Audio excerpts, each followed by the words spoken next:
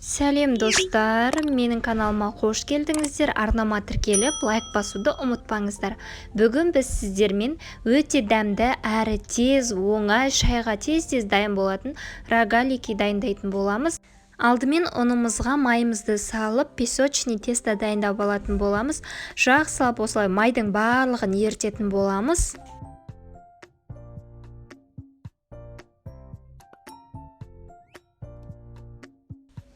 Осылай жақсылап ұнымыз бен майымызды араластырып алғаннан кейін үстіне жұмыртқамызды және де айранымызды салатын боламыз. Жақсылап жұмсақ қылып қамыр илейміз.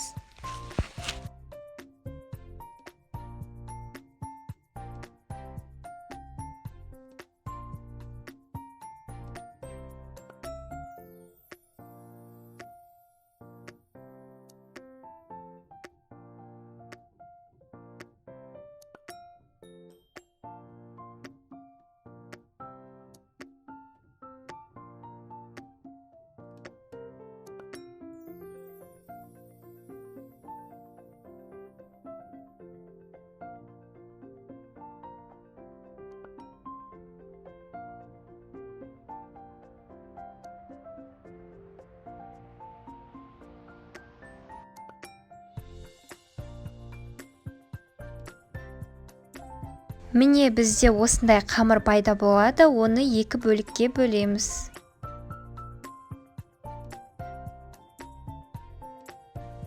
Жақсылап июын қандырып қоятын боламыз. Қамырдың июі қанғанша арасына салмасын дайындаймыз.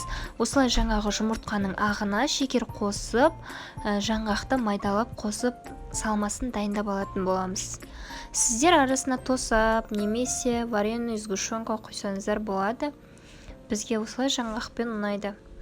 Одан кейін осылай бөліктерге бөліп аламыз.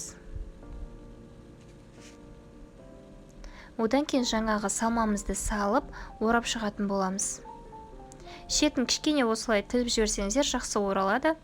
Барлығын осылай орап аламыз.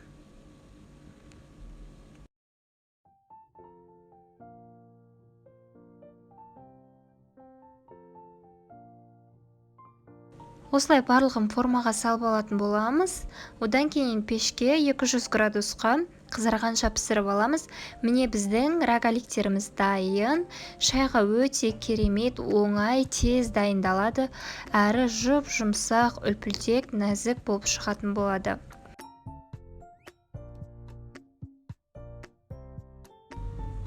Осылай бетіне қалауларыңыз бойынша қант ұнтағын сепсеңіздер болады.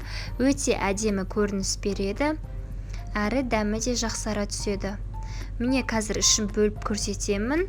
Өте жұмсақ болған, әрі салмасымен өте дәмді болады. Менің арнама тіркеліп, лайк басуды ұмытпаңыздар. Сіздермен болған мен Жібек. Мені көргендеріңізге рахмет.